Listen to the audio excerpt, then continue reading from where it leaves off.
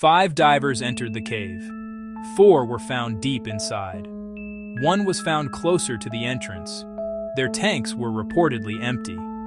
Their route may have led into a dead end. Their cameras and dive computers may hold the final timeline. And now, the most important question belongs not to the cave, but to the coroner. What actually killed them? Was it drowning? Was it oxygen depletion? Was it nitrogen narcosis? Was it carbon monoxide? Was it panic? Was it disorientation? Or was it a chain of all of these at once? This is the autopsy and investigation side of the Maldives cave tragedy. And we need to be careful from the beginning. As of now, the full final forensic picture has not been publicly completed in detail. Autopsies and toxicology work can take time. Dive computer analysis can take time. Camera extraction can take time. And in a case like this, one early headline is not the same as a final medical report. So this video is not about pretending we know every second of their final moments. It is about what the coroner report may reveal, and why those findings matter. The tragedy happened in the Dakunu Kondu cave system near Alamatha Island in the Maldives. The divers were part of an Italian group connected to scientific research and diving activity. They entered a deep underwater cave environment at around 50 to 60 meters. That is roughly 160 to nearly 200 feet. At that depth, the body is under enormous pressure. Breathing gas disappears faster. Thinking becomes harder. Mistakes become more expensive. And inside a cave, the surface is no longer above you. The exit is behind you, if you can find it. That is why the autopsy cannot be viewed alone. A coroner can tell us the medical cause of death, but the cave tells us the mechanism. The equipment tells us the timeline. The dive computers tell us the profile. The cameras may show the environment. And together, those pieces may answer the real question. Did the divers die because something sudden happened, or because a preventable chain slowly closed around them? The first possible finding is drowning. In most scuba fatalities, drowning is often the final medical event. But drowning does not always explain why the diver drowned. That is the difference between cause of death and cause of accident. A coroner may write drowning. But investigators still have to ask, why were they unable to breathe? Did they run out of gas? Did they lose the exit? Did they panic? Did they suffer narcosis? Did they become trapped in a blind chamber? Did visibility collapse? Did one diver's emergency become 5 divers' emergency? Drowning is the final door. It does not always tell you who locked it. The second possible finding is severe anoxia. Anoxia means the body is deprived of oxygen. In a diving cave accident, oxygen deprivation can happen in different ways. The diver runs out of breathable gas. The diver cannot access the regulator. The diver inhales water. The diver becomes unconscious before drowning. The diver's breathing gas becomes unsafe. The diver stays too deep, too long, under too much stress. If the bodies were recovered with empty cylinders, that points investigators toward gas exhaustion. But even empty tanks need context. Were they empty because the divers calmly breathed them down while lost? Were they emptied during panic breathing? Were they shared between divers? Did one diver donate gas? Did someone attempt an exit and fail? Did the group remain together until the end? Or did the emergency split them apart? Those details may show up in equipment condition and dive computer data. The third possible issue is nitrogen narcosis. At around 60 meters, breathing air becomes dangerous for clear thinking. Nitrogen narcosis can impair judgment. It can slow reaction time. It can create tunnel vision. It can make a diver feel strangely calm, confused, overconfident, or delayed. Narcosis does not have to make someone act wild. Sometimes it makes the brain just slightly too slow. And in a cave, slightly too slow can be fatal. A diver sees a turn, but misreads it. A diver sees silt, but delays response. A diver sees a computer alarm, but does not react correctly. A diver knows the exit is behind them, but chooses the wider tunnel because it looks easier. Narcosis may not leave a simple mark on the body like a broken bone. That is why toxicology and dive profile matter. The body may not say, "This diver was narcotized," but the depth, breathing gas, timing, and behavior may strongly suggest impairment. The fourth possible issue is carbon monoxide contamination. This is one of the hardest possibilities to discuss because it requires evidence. Carbon monoxide in scuba tanks can be deadly. It binds to hemoglobin and prevents oxygen transport. A diver may feel headache, confusion, weakness, or loss of consciousness. At depth, the effects can become worse because partial pressure increases.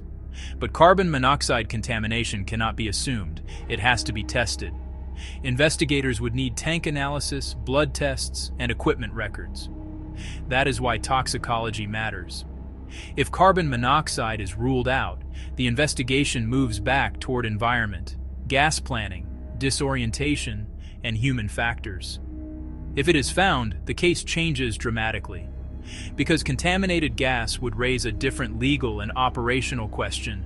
Who filled the tanks? Were compressor procedures followed? Were filters maintained? Were tanks analyzed? Were records kept? But unless official testing confirms it, carbon monoxide remains a question, not an answer.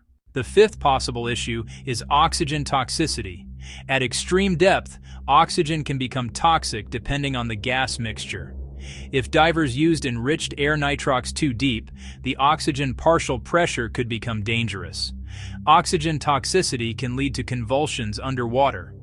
A convulsion at depth, especially inside a cave, is almost always catastrophic. But again, this must be proven by evidence.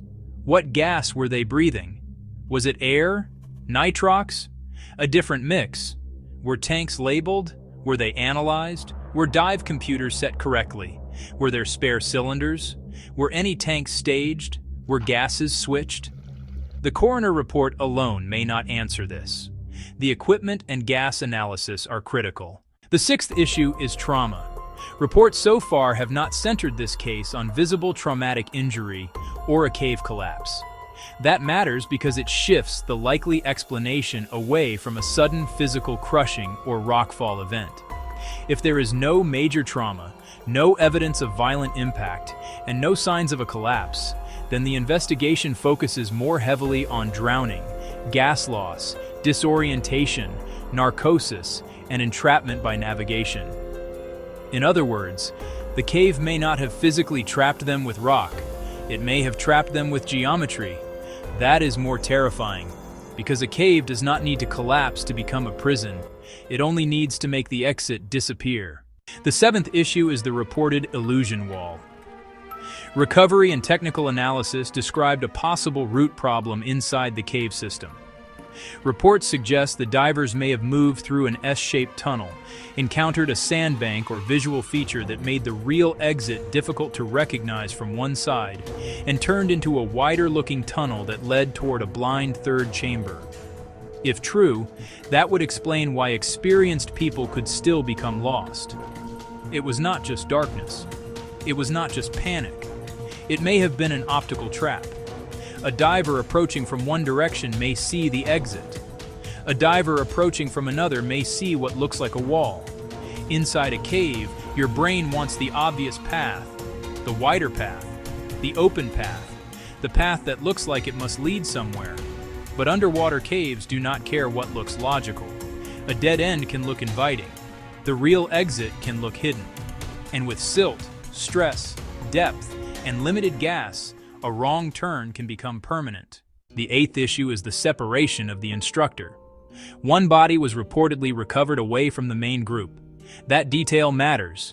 A separation in a cave emergency can mean many things. The instructor may have tried to find the exit. He may have been leading. He may have been returning. He may have been separated by visibility. He may have been out of gas earlier. He may have attempted to get help. He may have been caught in a different part of the emergency. The autopsy may reveal whether his medical cause of death matches the others. The dive computer may reveal whether his depth and timing differed. His equipment may reveal whether he had gas remaining. The cameras may reveal whether he separated before or after the group entered the wrong area. This matters because the position of the bodies is not just geography, it is evidence. Bodies tell a story of movement. Where they stopped can show where the plan failed. The ninth issue is time. How long were they inside? How long were they at maximum depth? How long after the emergency began did they still have gas? Did they make ascent attempts? Did they reverse direction? Did they pause? Did they gather together? Did one diver stop earlier? Did the group continue deeper after the first warning signs? The dive computers may be the key. A dive computer does not know fear. It does not know blame. It records depth, time, ascent, descent, and sometimes alarms. It can show whether the divers exceeded planned limits. It can show whether they stayed near 60 meters. It can show whether they rose or descended during the final minutes. It can show whether they were searching. It can show whether they were trapped in a depth range with no escape path.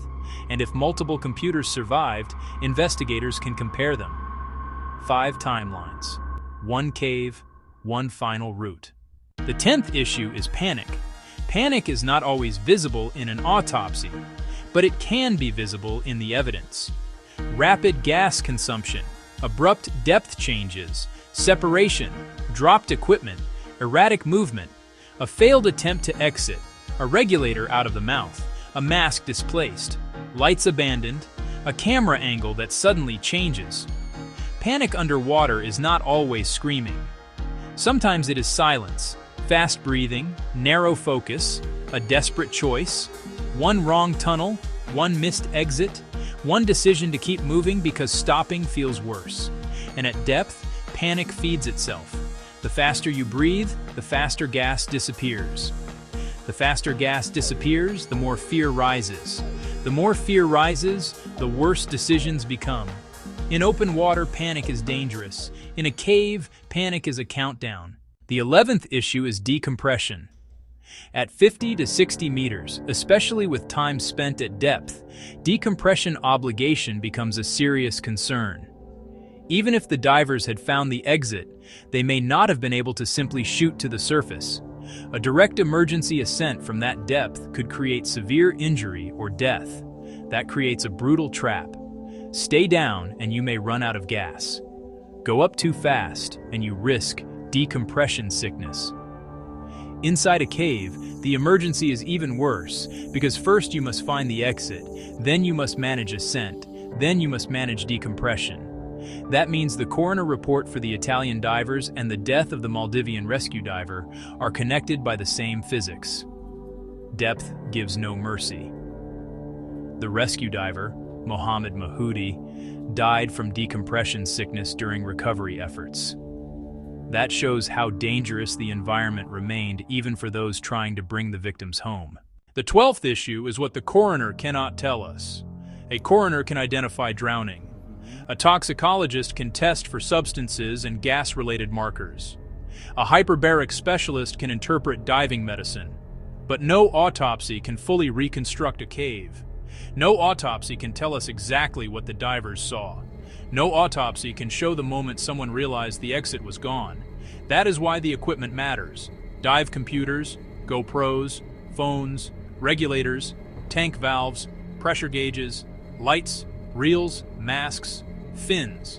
Each item is a witness, a silent witness. And unlike people, equipment does not protect reputations, it does not soften details, it does not avoid blame, it simply shows what happened to it. The 13th issue is the final sequence. Based on the public evidence so far, investigators may be looking at a sequence like this: a deep cave entry, a route through complex passages, a visual or navigational error, a wrong turn into an unmapped or poorly understood chamber, increasing stress, increasing gas consumption, possible narcosis or impaired judgment, failure to relocate the exit, group separation or attempted rescue, gas exhaustion, drowning or oxygen deprivation. That sequence is not yet a final official conclusion, but it explains why investigators need every piece of data. Because if the dive computers show one route, the camera shows another, and the bodies were found in a third position, the timeline changes. If gas testing reveals contamination, the timeline changes. If toxicology reveals unexpected findings, the timeline changes. If cameras show clear visibility and calm behavior, the timeline changes. If cameras show silt, confusion, or a missed exit, the timeline changes. This is why patience matters. The internet wants certainty. Investigators need proof. The 14th issue is what the families deserve. They deserve more than speculation. They deserve a full explanation. Not just they drowned, not just they made a mistake, not just cave diving is dangerous. They deserve to know, was the dive authorized? Was the gas safe? Was the equipment appropriate? Was the cave properly understood? Was there a guideline? Was there a rescue plan? Were the divers trained for that environment? Was anyone warned? Did anyone object? Did the surviving sixth diver see something the others ignored? Did the operator know the true plan? Did the institution know? And could this have been prevented? The coroner report may answer the medical ending, but the investigation must answer the human beginning, because death in a cave does not start when the diver runs out of air. It starts when the first unsafe decision is accepted. It starts when a limit becomes flexible. It starts when the plan becomes vague. It starts when the group assumes confidence is the same as preparation. It starts when nobody says, "This is not the dive we were approved to do. This is not the dive we are equipped to do. This is not the dive we should do today." The final autopsy findings may say drowning. They may say anoxia. They may rule out trauma. They may rule out contamination. They may confirm gas exhaustion. They may leave some questions unanswered. But the deeper truth may be this: the cave did not need to attack them. It only needed them to enter with too little margin, too little information, too little gas, too little redundancy, too little respect for the overhead. And once the exit vanished, the human body followed the same old rule. No oxygen, no time, no second chance. That is why the coroner report matters. Not because it turns tragedy into entertainment, but because it turns rumor into evidence. And evidence is the only thing strong enough to change the next dive.